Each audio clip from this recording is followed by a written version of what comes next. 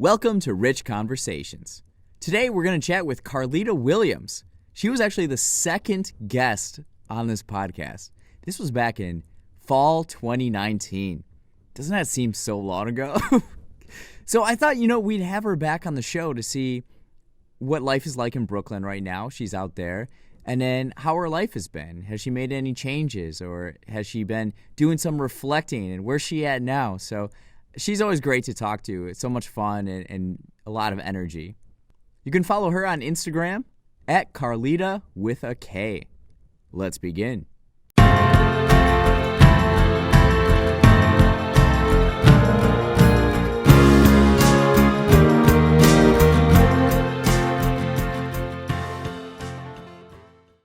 All right, so we have Karlita Williams here, and she was the very second guest on this podcast, and she's back.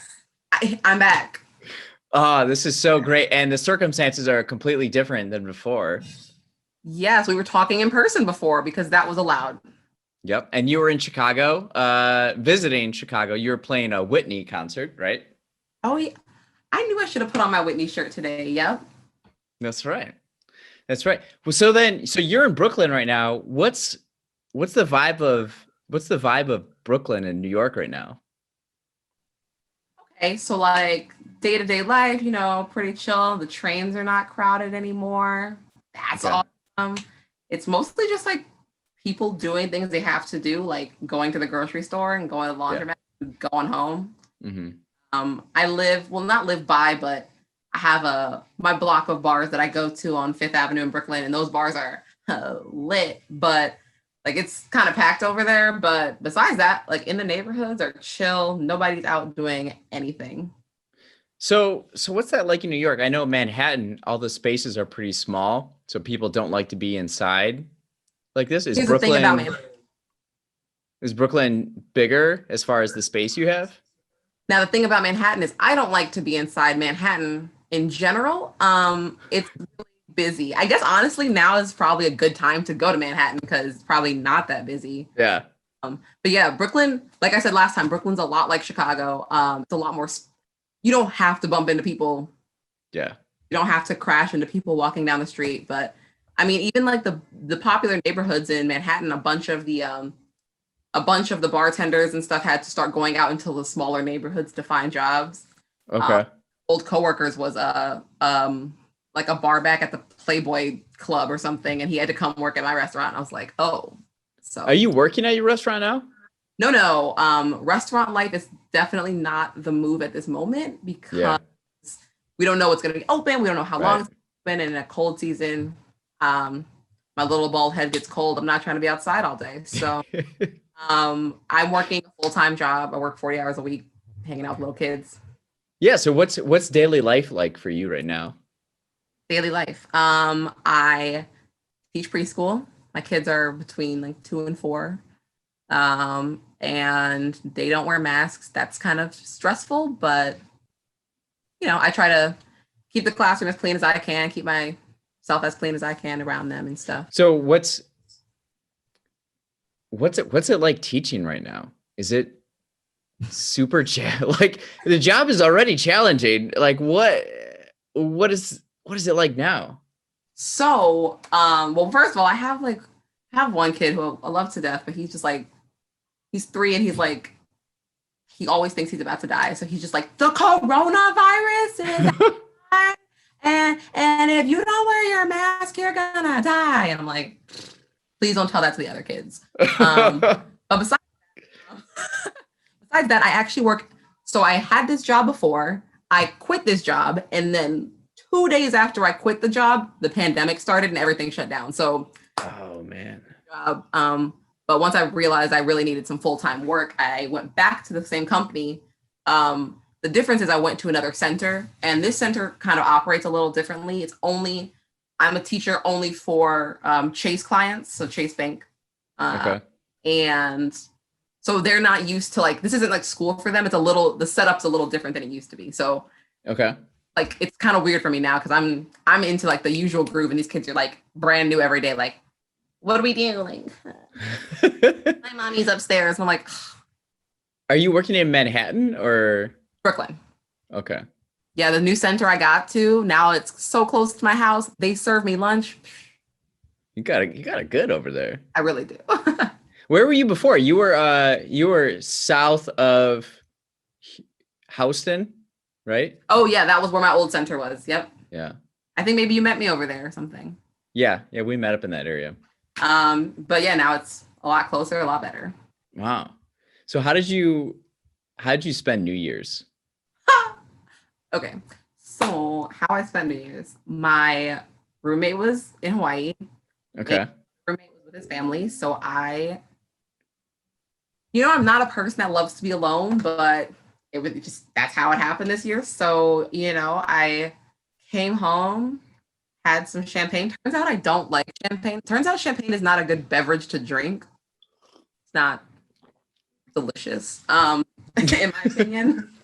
But I had a fancy bottle that somebody gave me and it was free, so I crushed it. And So this is you by yourself on New Year's. yeah, I did a face mask. Is that the first New Year's you spent alone? Yeah. Actually last year I went with Ari, my other roommate, to his family's house. But this year, yeah, I just did it by myself. I did a face mask, hung out around my house, shaved my head, and then literally I turned on the TV, and right when I turned it on, it was like 3, 2, 1. I was like, it's New Year. Heck yeah. How far into the champagne bottle were you at that point? Oh, pretty almost there. It's good. I played Zoom games with my mom in Chicago and Mahina. Oh, cool. So you weren't necessarily alone. Yeah, I played some games with them too. So that was good. Okay. Okay. So 2020 was 2020. What was the biggest revelation you had last year? Well, biggest revelation. I had a lot of personal revelations, which is like the last few weeks have just been like, my mind has been blowing every day. I'm just like, whoa, okay. I didn't think of it like that. Hold on. Like my door is just open. Anyway, revelations. I guess the biggest revelation. So I always wanted to be a teacher my whole life. I always wanted to be a kindergarten teacher. My mom's a kindergarten teacher. I just remembered that I talk fast. Gotta remember that. Anyway, so I always wanted to be a teacher. And then at my old job, I was like, I work really hard and I don't make very much money. And, it sure is a lot better. And I was be the world's best. I call our good friend Alex Wasili, I call him the star tender, and that's how I refer to him. Wasili. Everybody knows Wasili. Yeah, the star tender. In my mind, I was like, I could be like a New York star tender. I'm charming as heck. Absolutely. I could like be that person. But then pandemic hit and I was like, do you? Not now, you don't. And then I remembered that I actually love teaching so much, and it actually hit me that I prefer that I want to go back for my master's. My company will pay for the master's, which is awesome. Nice. So I'll get that master's, and I really want to be like an educational coordinator or to develop new curriculum for teaching, not necessarily be the teacher. That's awesome. Good for you. Is it relieving to kind of have that figured out a little bit more in your head? It is, because now there's just like, there's so many teachers, and there's some jobs that, they're just, common jobs, and you're just like, I want to be this, but you're like, oh, I really want to do this part of it. In the middle of the pandemic, I was like, okay, I want to be an educational interior designer. I'm going to design the flow of classrooms to be, so that I want to study how environments, children interact with their environment, blah, blah, blah. And I was like, that'd be cool. But then I realized that I'd rather like kind of learn all of the child psychology of like the environment, the songs, the types of things that children are interacting with from an early age, and kind of use that and like maybe get paid to like help schools develop programs, or set up their buildings or whatever. That's awesome. Do you think a lot of people in 2020 kind of like were forced to reflect on life and have to come to some decisions? look, it's a lot of bartenders out there, and they're not getting paid like they used to. So, yep, I think that a lot of people are remembering, like, oh no, like, time to do that other thing I was about to do. Like, yeah. Oh man. You sounds like you're pretty excited about that. Is there anything else you're really excited about right now? Do you mean like our first Black female president? Because I'm excited about that. I mean, president. I was like, oh shoot, something happened to him already? Oh no. Yikes. No. Inauguration was awesome. They let us watch it at work. The kids were like, obviously did not care, but yeah, it was pretty cool. Nice to. It was. I don't know for what reason I almost got emotional, but I was just like, this is nice. Like, this was a really big day for a lot of people. Social media was blowing up, and it was It was really funny. A lot of people were saying, it's so funny that this is the most like regular, boring inauguration and everything. Wow. Yes. Yes. Yeah. Nothing special happened. Nothing exciting. I mean, Kamala's exciting, but like besides that, everything else was super weird. What?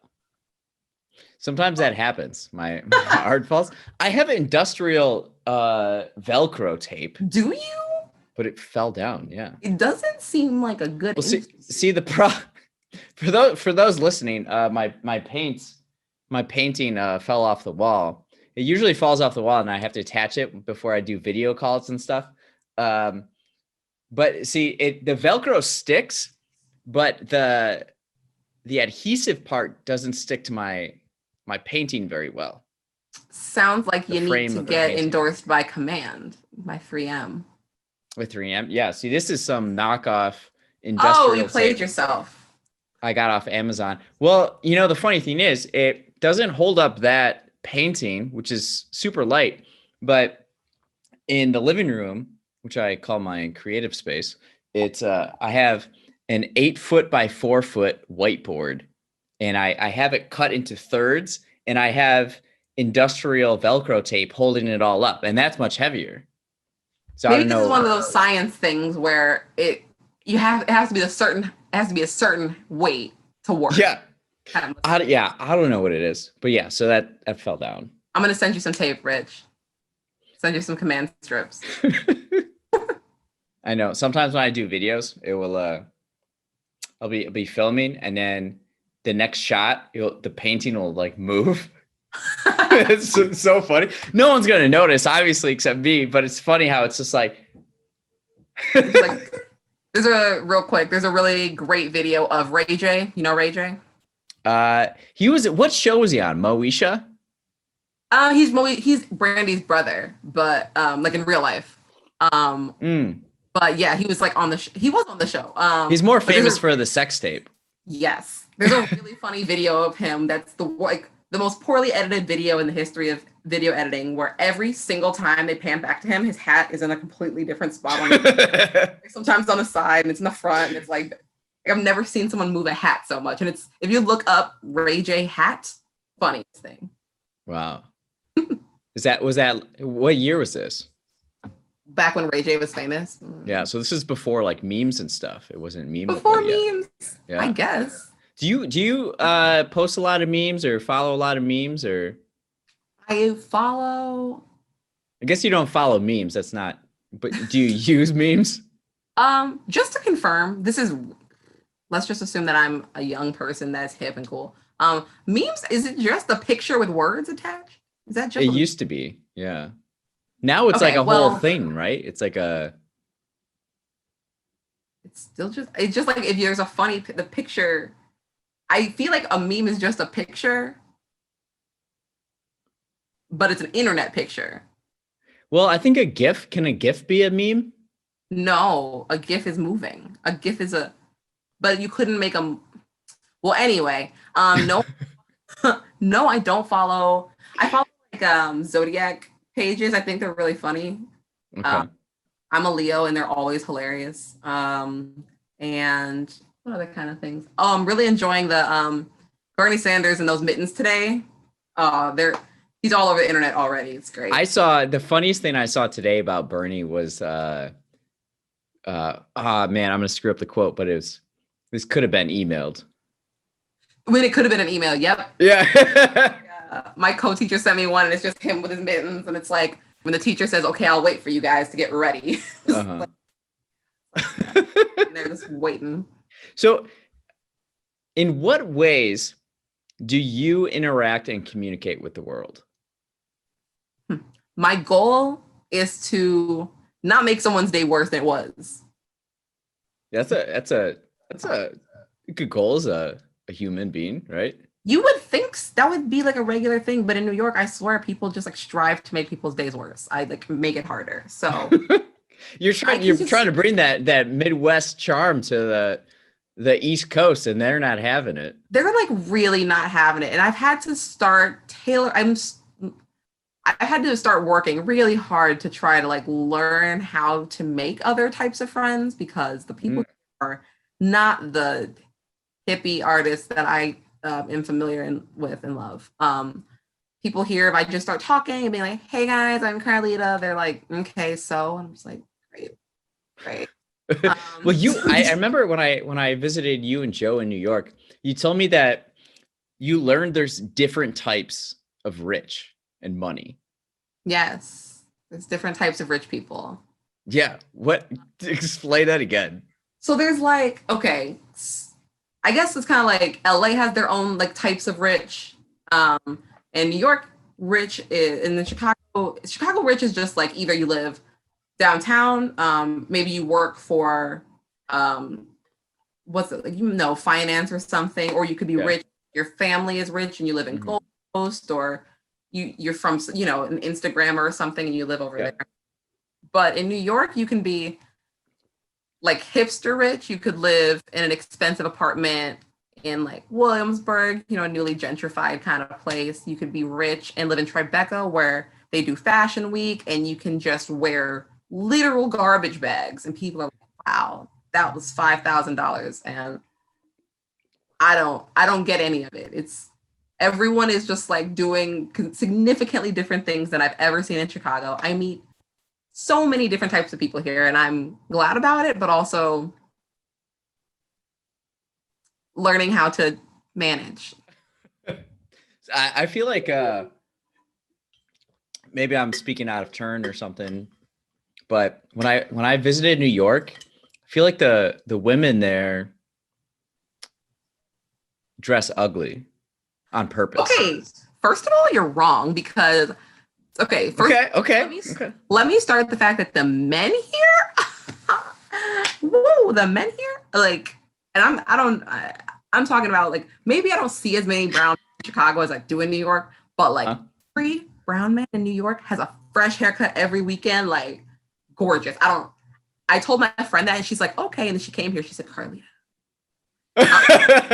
And like, I meet different types of people here. Like I said, kind of more in Chicago, I've never met all of my coworkers now get a manicure every week. A lot of them wear weaves, like they wear makeup to work. I haven't worn makeup in months, and I put on eyeliner today for you, Rich. Oh, thank you.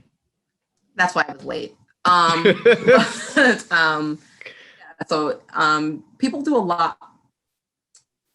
It's to go out to bar. I mean, not now, but to go out to bars, to go out to clubs, to do all the New York stuff. People try harder, and like in Chicago, it's a little more casual. You can just go out with your friends, and Chicago is super casual compared to New York. Yeah, and I like that. So I have a hard time fitting in because I'm very unwilling to do all that. Like I will search the ends of the city limits to find somewhere where I don't have to do that. So so explain this to me then. Why? Okay, the women there, like Carhartt hats are popular.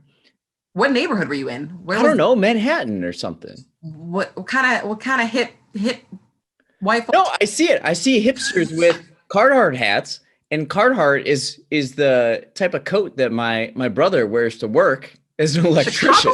Chicago girls love. No, I first saw this in New York. Some docks. I first saw this in New York. Oh man, I first saw that in Chicago. Chicago girls are the most like industrial looking, like electrician looking. That's what I'm trying to find. Whatever neighborhood you were in, those are the friends I'm trying to make. All my friends here dress real cute, and it's really annoying. Why is it annoying? Because I'm not gonna do that. Because what? Because I'm not gonna do that. It's not gonna happen. Like I have 5 outfits, Rich. So look. I only wear 4 colors, so Huh? I just rotate them in and out. I mean, I have a lot of clothes. I have a lot of outfits. It's just like Well, you like to have like a full presentation. it's gotta be a fit, right? And I'm not gonna look, not for like a casual Tuesday, you know? It's not gonna happen. Wait, so earlier I was asking about how you communicate with the world. What I'm wondering is like, do you communicate with people on Instagram or Twitter or like my fault. Text messaging or video chatting or FaceTiming or Facebook? You should have been more specific. Okay. Well, I wanted it to be open-ended because I wanted to see where it would go. Oh, well, I brought it somewhere completely different, I see.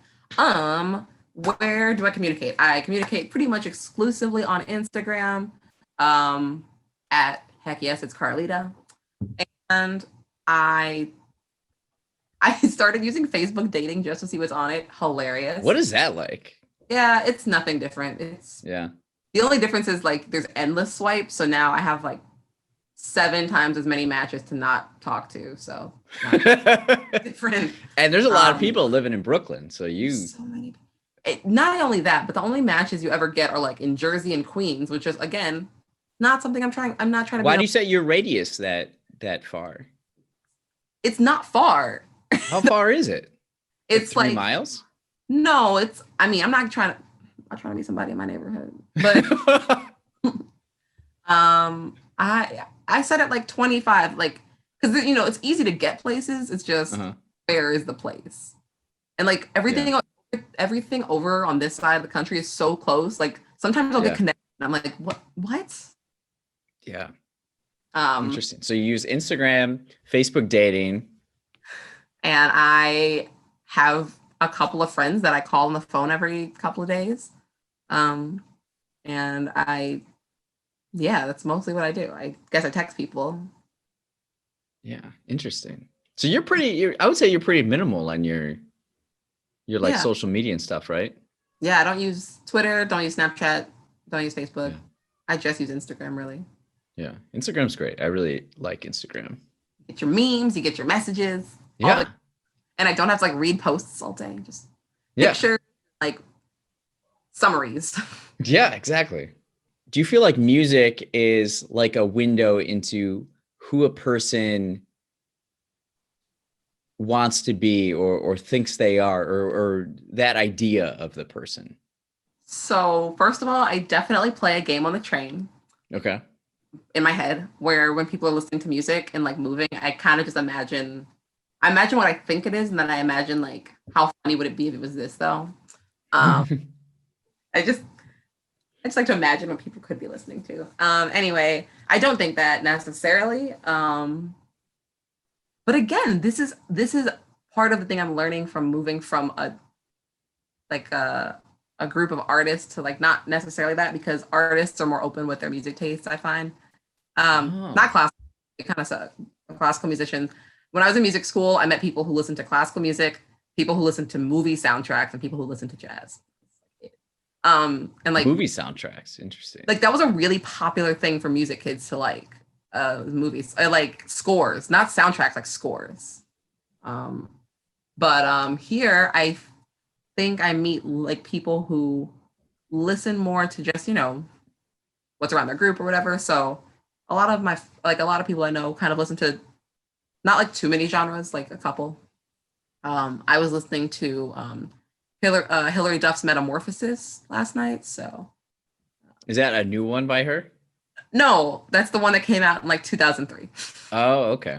It's really I'm wondering about this because early on in 2020, you posted, I think, a song or something with Doja Cat. So Say or Say So. Say So. And I was like, this was such a popular song. That just reminds me of Carlita. It's like 70s vibes and just like really groovy. And that song was like the hit song of like March. Was it? Yeah. I'm mad you don't know her name or the name of the song. That song was so popular. What do you listen to, Rich?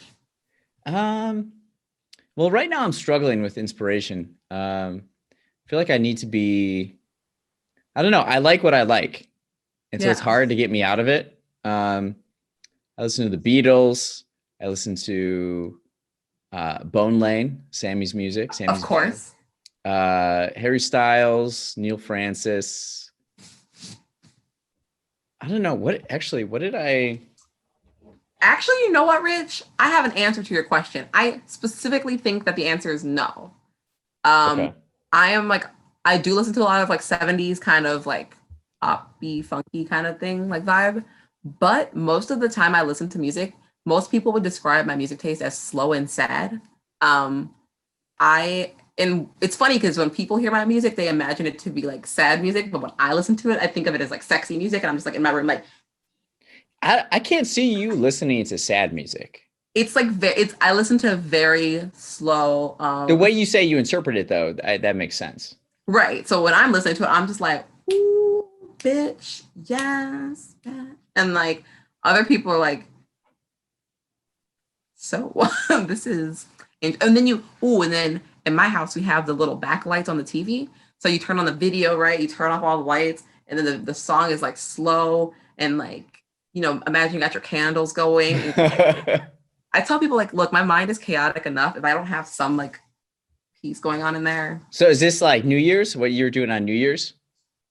Basically, yeah. Yeah. Just vibing in my house, just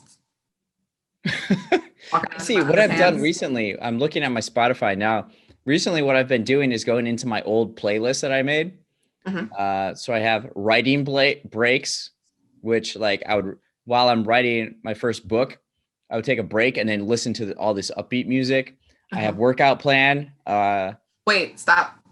Could you just give us a couple of tracks off the workout plan? Okay. So this one I was listening to today, Cool for the Summer by Demi Lovato. So here's the thing. I've unlocked some of these playlists because I've lifted my Drake listening ban. So in 2019, the Bucks lost to the Toronto Raptors in the Eastern Conference Finals. And Drake would go out on the court and just be so obnoxious that after the Bucks lost that series, I was like, I'm not going to listen to Drake music anymore. So then for a full year, I didn't listen to any Drake music. But then I listened to a lot of reggaeton music on YouTube when I work out. And the song Mia comes up and he's like in Puerto Rico with Bad Bunny. I was just like, man, I could listen to some Drake music again. So then I've been going back into my my old playlists, and there's some on there. Okay, good. Do you like Bad Bunny? Yeah, Bad Bunny. J Balvin is my favorite, I would say. I started learning Spanish last year. What's a good way to learn Spanish? I'm really... Duolingo is what I started using. Yeah, but I don't want to be on my screen all the time. Look, I mean, you could go to somewhere that speaks Spanish. That sounds like something you would do, Rich. That definitely sounds like something you would do. I hang out with Felipe all the time, but he talks too fast. Yeah, you need to go to somewhere. You know how different countries have different accents? You need to go to a country, I don't know which one, where they speak real slow. Because it's not going to be Puerto Rico. Those folks talk too fast. Okay. Dominican Republic, it's fast, and it does not sound like anyone else's Spanish. What's the most neutral Spanish? What I'm finding is that and not only is the dialect, it's also the words. There are so many countries that speak Spanish, and they all have just different words for everything. I went up to my coworker and I was like, "How are you?" And she was like, "And you?" And her word for "you" was not "to." And I was just like, "Really?" She said "vos." I was like, "Where are you from?" She's like, "Honduras." I was like, "I don't know people from." Everyone in New York is from somewhere different, so it's really hard to find a person to learn. Interesting. So Duolingo, Guatemalan. Duolingo is pretty helpful for you. I had a good, I started learning it because my kitchen staff, there's a couple people who didn't speak English. Okay. And I don't like when they're just giggling and I don't know what they're talking about. And I wanted to, so of course. I started learning, and I did it for a couple of months, and I learned enough to just like talk to them about how my day is going. Okay. And yeah, I need to get back on it though. Yeah, that's tough. It's tough. What about note cards? You have note cards maybe? I'm not a note cards person. Also, do you know other languages at all? No. I think that Spanish is going well and easier for me because I spent 18 years taking French. Oh, really? So the structure is kind of similar, The right? structure is similar, and pretty much all the words in Spanish either sound like French or English. So it Okay. doesn't take me as long to figure out what the words are. Okay. That makes sense. Yeah. Hmm. So learn French first, and then you learn Spanish, and that's the best way to learn Spanish. Spanish is way more applicable. Yeah, I don't definitely. meet too many people that speak French. Hey, in New York, people speak it all the time. They speak. A lot of people are speak Creole, actually. Okay. Oh man, there's so many languages of the world. At what point do we have the technology? I suppose we do have it now, where you'll just say something and then your phone or whatever will translate it and say it to the person. But it would be They in have like that. it'll be in like a actual not awkward way. They have it. I saw an invention like that recently. Not recently, a couple years ago. Okay. A machine that you just like carry in, like it's like a translator, but it's like a Yeah. thing. I started talking to some guy on Facebook dating who was Mm. really nice, but he didn't speak any English, and so we had to communicate through like Google Translate. But that's not gonna work. I like to call people. Well, how much of a relationship is based on verbal language compared to nonverbal? When you're talking to me, it's all Yeah, I suppose. Depends who you're but talking to. yeah, it depends who you're talking to. It's one of those like, what's your love language kind of things. You know, Oh, yeah. Okay, yeah, that's something.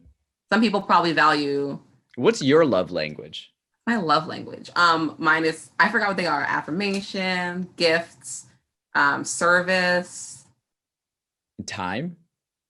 Like quality time time, together and something else. Hmm. I think that mine is probably quality time. I like to hang out. I like to spend time. Yeah, that's true. And I don't know if this is a love language, but I like it when I buy you things and then you go, wow. And then I go, that's So you prefer giving gifts rather than receiving? I think love most giving people do, gifts. right? I'm like not great at it, but I just like doing things. I guess not. Wait, what's the one? Words of affirmation. I need you to tell me, I need you to say good boy. And then I'm like, yes, I did it. Like I need good job. And that's it. Words of affirmation. What would you say your top 5 influences in culture are right now? Whether it be music or who you're following on Instagram or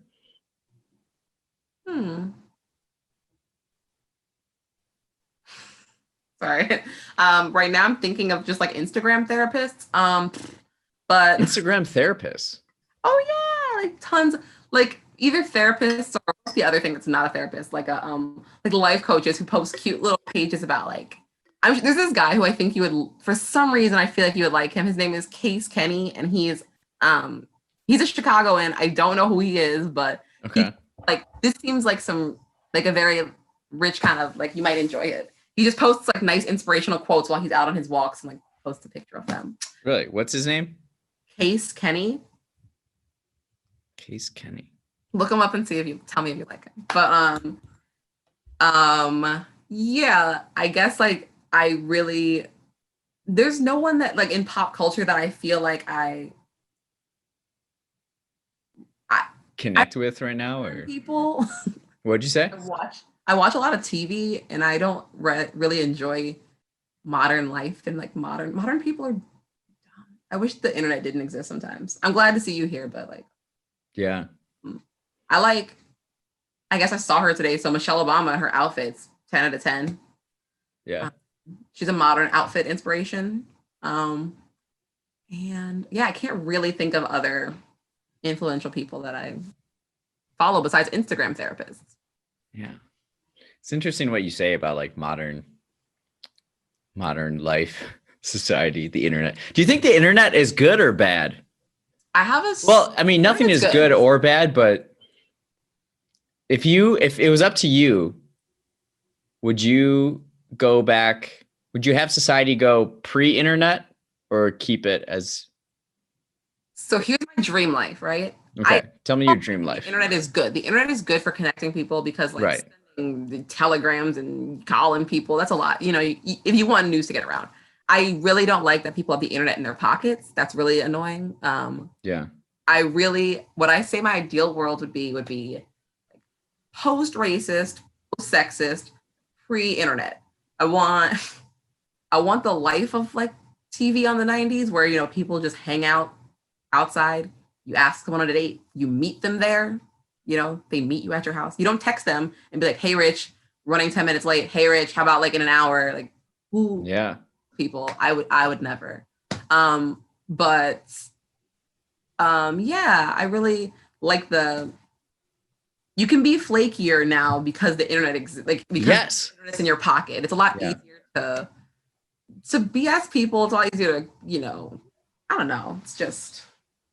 Yeah, I like what you're saying there. Do you think it's possible?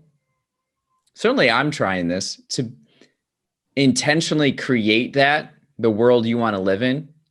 I am trying to create that, and if I could make that, I would invite you, Rich. That would be great. My goal is to, if I could just live.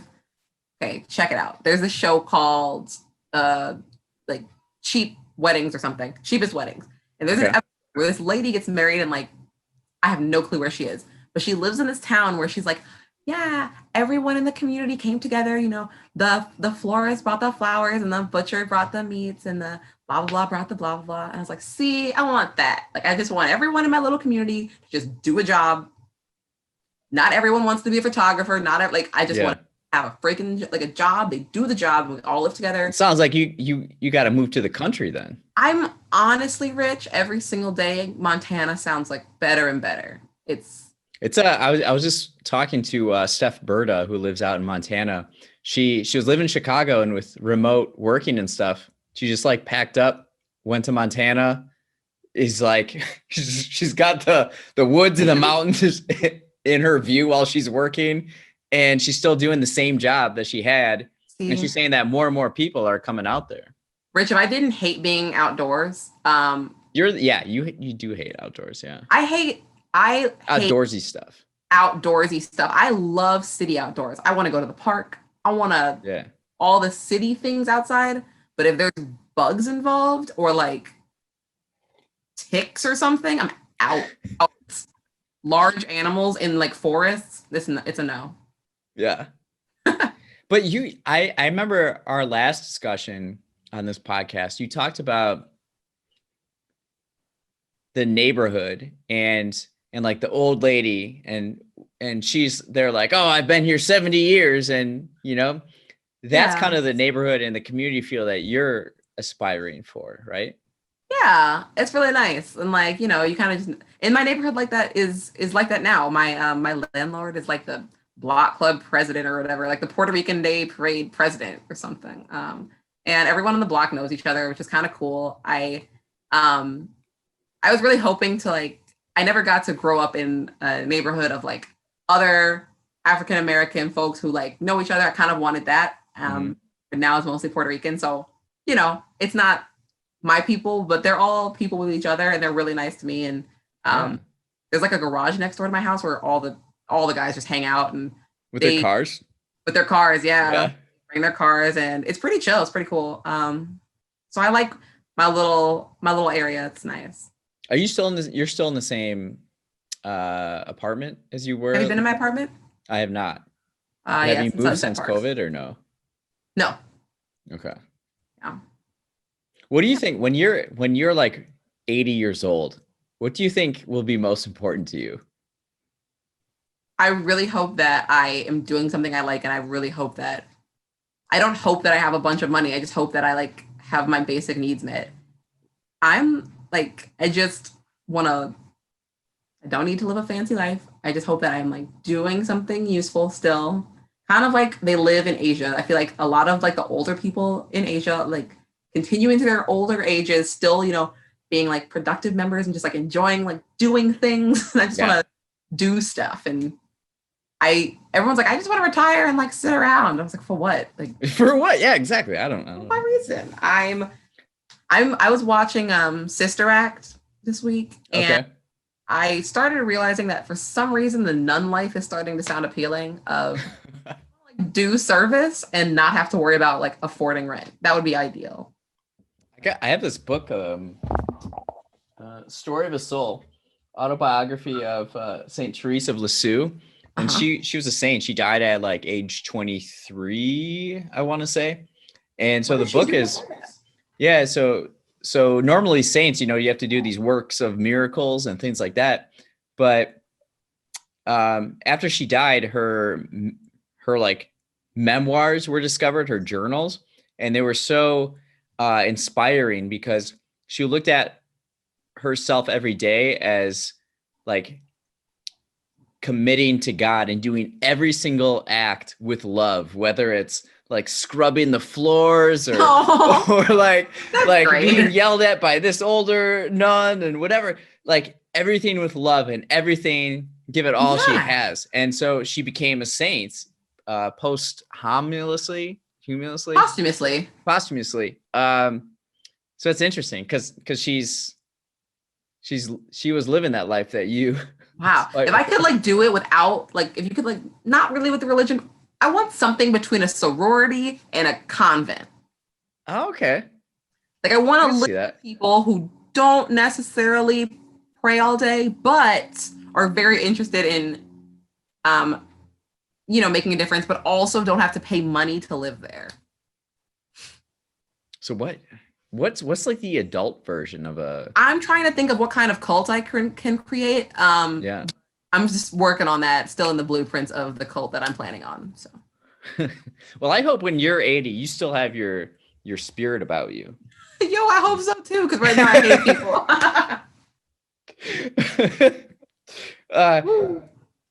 What's something you're curious about right now? I am curious about, I guess, with my new revelation of COVID, my main curiosity that I think of all the time is the inner workings of the brains of a child. I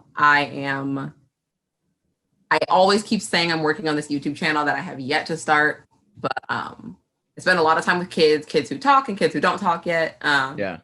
And it's really interesting to see the similarities between the things I hate about grownups and the things that are annoying about children. Wait, say that again? It's really interesting to see the similarities between the things I hate about grownups and the annoying things that kids do.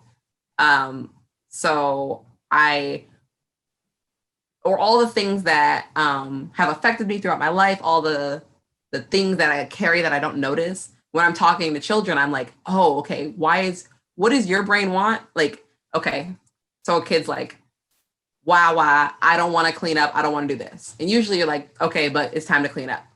But I'm getting better at like, okay, what do you think is about to happen? Because kids have this like a different understanding of what is actually happening. So sometimes things will seem like the end of the world, but they don't realize they've been alive for like 120 days.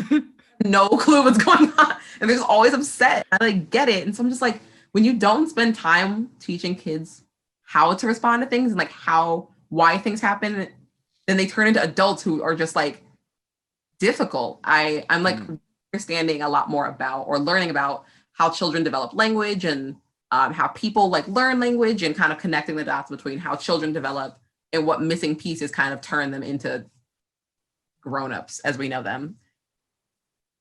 Wow, that's interesting. So what have you been learning so far of that?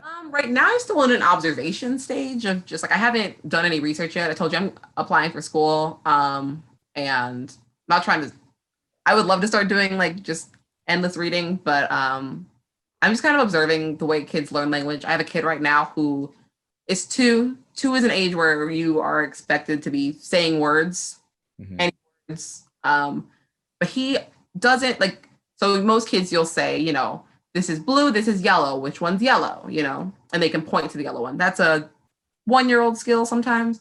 Okay. But he doesn't understand that words have meanings yet. He doesn't know he doesn't know his own name. If I say like, so he's not conscious yet.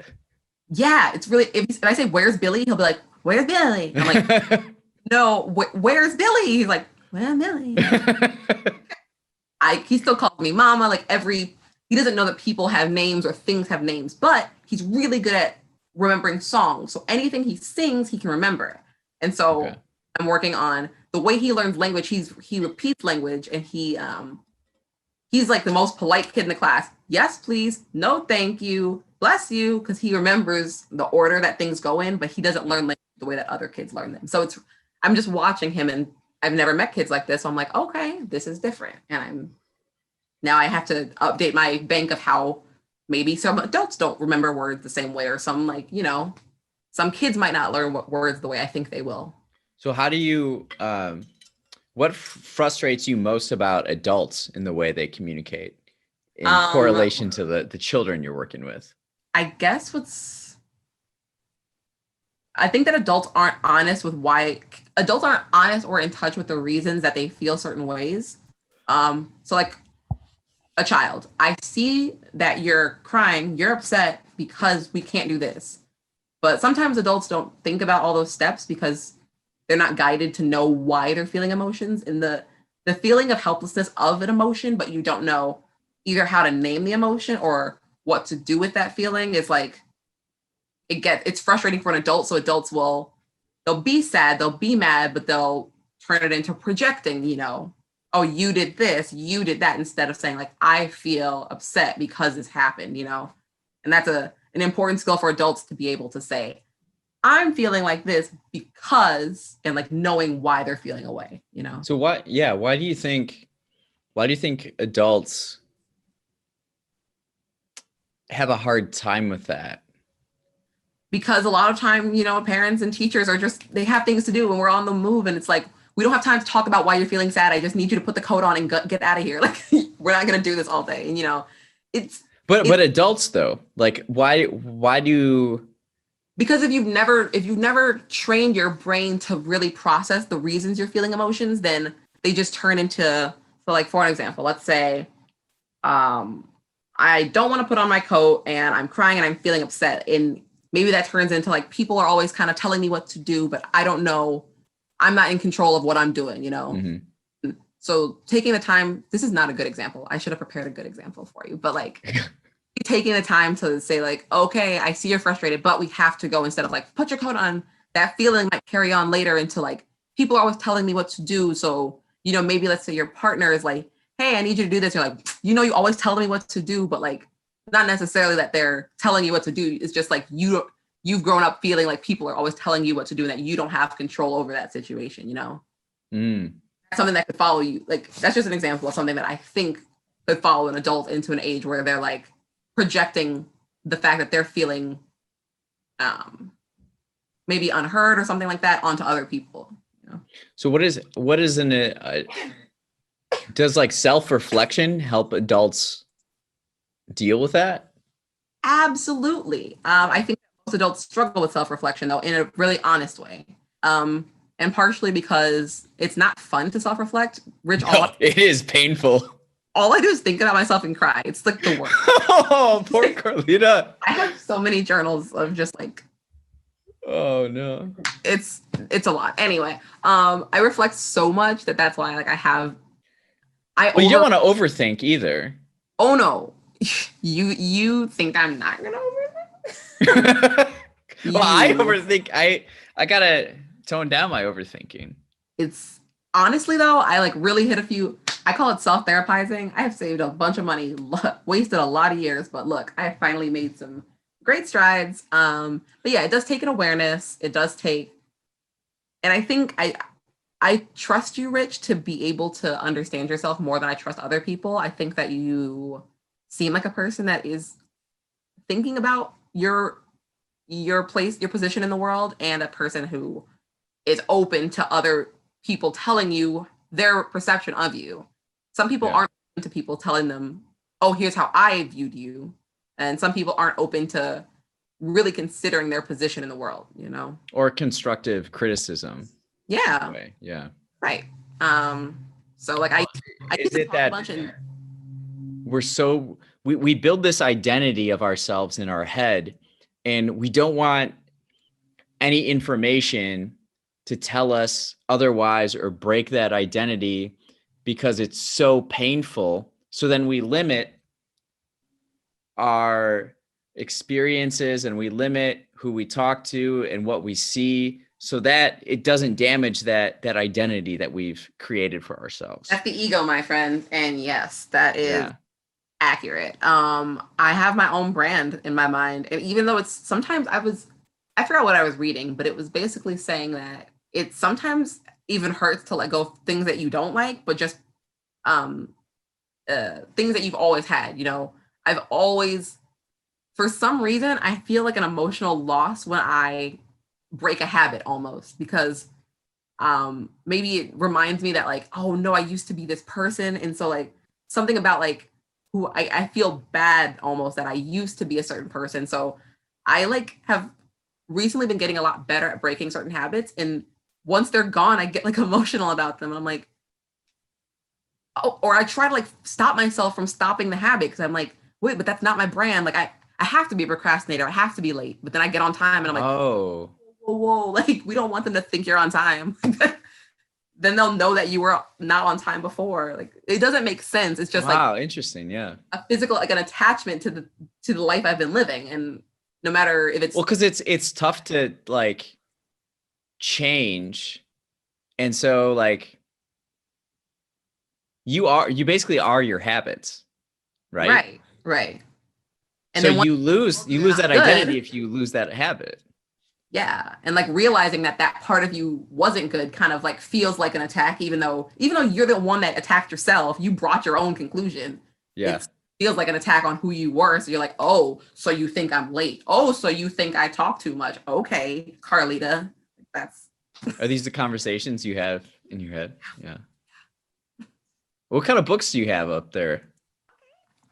Let me show you. Here's my ukulele and my mandolin. All right. We've got some plants there. That's cool.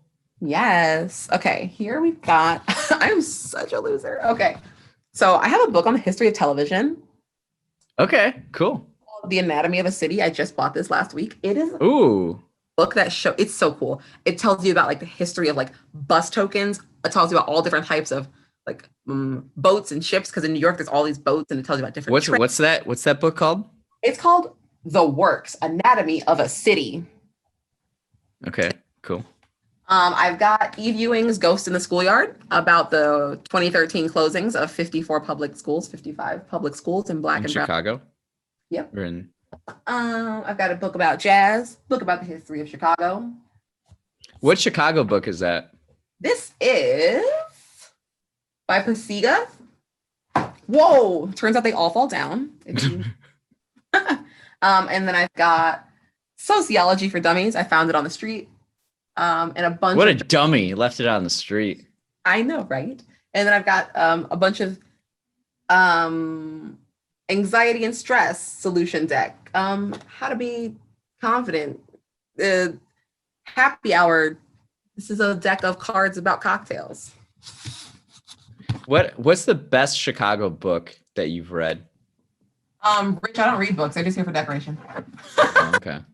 That's a lie. I do read the book sometimes, but this was actually a textbook I read for DePaul. And I really it looks like a textbook. Yeah. I think it's such a pretty looking book. No, I do read certain books and I only read nonfiction. And they're the kind of, I don't prefer books that I have to read all the way through. Like this new book, The Anatomy of a City, is a book that I can kind of just, leisurely parts. Got it. Okay. I like to be able to flip around. In your opinion, how does one achieve confidence, live with confidence? Okay. So here's the best way. Now this is part of the ignorance is bliss thing. Okay. I'm the world's most confident, and everyone was like, wow, Karlita, so confident. And then I started realizing that, my actions affect people and that like I can't just do whatever I want.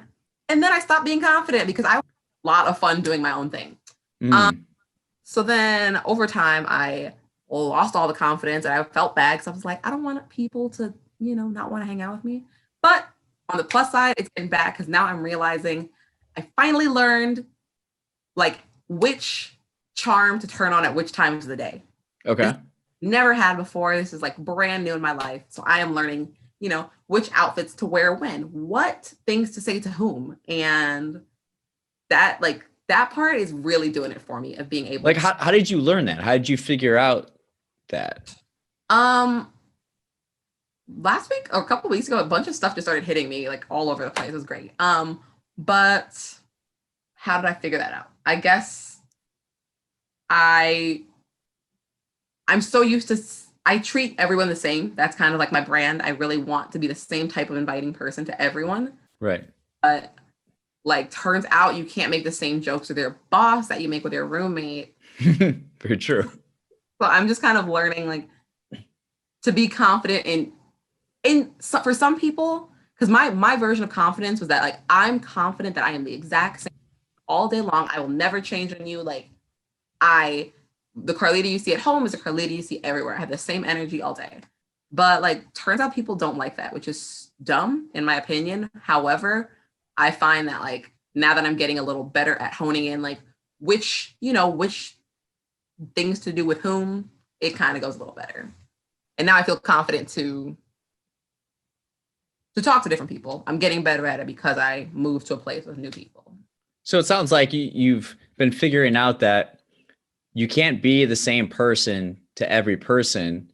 So what you have to do is figure out how to still be yourself and how to effectively communicate with each individual. Right. So based on them and stuff. Yeah. You get with the Karlita package, you get a baseline Karlita, right? You get regular Karlita. She's had good morning to you. Excellent. Have a great day, a little song here and there, a little dance here and there. But Ben, was it Ben? Oh no.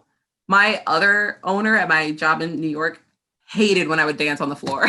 There was always, and I was like, look, either I'm going to dance on the floor, or I'm going to give these people some terrible service, because this is how I keep up my energy. Don't yell at me. But turns out you're not supposed to dance at work, which is again stupid. But I get rules that adults put on themselves. Why do they do this for no? But to finesse for each other and just look like they have it together. People looking like you have it together is one of the great American myths and traps. Wait, elaborate on that.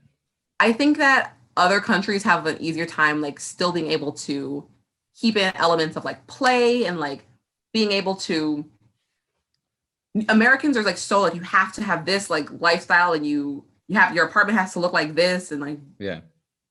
I got in an argument with my roommate because she's always oh, did you make your bed? I was like, for what? I'm about to get back in it. You're not going to convince me. There's a reason that I have to make it. There's no reason besides the fact that other people tell you it looks good. But yeah, there's no reason that it needs to be made, no reason. I think she's probably projecting onto you. That's what, for her to feel good about the day, she likes having her bed made. My bed is made whenever I'm not she likes in it. So right. But that doesn't mean that someone else needs to have their bed made or anything. But that's just a classic, a thing that you just know. You're oh, I have to make my bed. It sounds like part of the American dream in my mind. It doesn't need to happen. They just tell you have to do it, and you do it, and then it's well, I'm an adult because I did the thing to get done. So we're coming up here on time. So I have one last question for you. Probably one. Okay. What do you miss most about Chicago? You, Rich. Besides that, of course. Besides Rich, I miss having my community of artists. There's so many people here, and I honestly don't really know where to find kind of what I miss in Chicago still. Mm-hmm. I go out a lot and I try to find different types of people, but I grew up in Chicago. Everyone I know knows each other. So I'm never going to end up in a situation that that I hate, Yeah. No matter where I go, I'm going to run into somebody I know. Chicago's just smaller and I know so many people, but now every day is a toss up. Sometimes I'll take the train an hour and a half away and then end up somewhere that sucks. So there were so many, and I I miss casual bars where I could just dance to Drake or whatever. And I miss my mom. Those are great. I do have one more now that I think of it. So the last time you came on, you were talking about learning in New York and bringing it back to Chicago. What are some things that you've learned living in New York over the past year? Learned in New York. Well, number one, I don't know when I'll be back to Chicago now. I really had planned on coming back soon, but it's going well, I guess.